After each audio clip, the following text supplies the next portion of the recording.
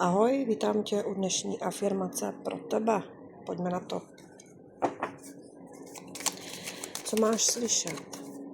Co se má dotknout tvého vnitřního vedení? Tvého vnitřního já?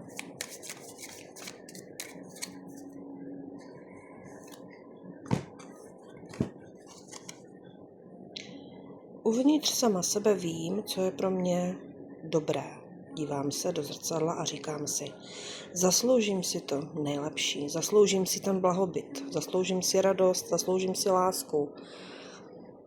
Prostě ty si to zasloužíš. Připusť si to. Podívej se do zrcadla a řekni, že jsi úžasná. To je důležité teďkom pro tebe. Uvnitř sama sebe vím, co je pro mě dobré. Tvoje vnitřní já ví, co je pro tebe dobré. Naslouchej svému tělu, svým myšlenkám, které vycházejí zevnitř. Jsi úžasná. Prostě tak to je. Měj se hezky.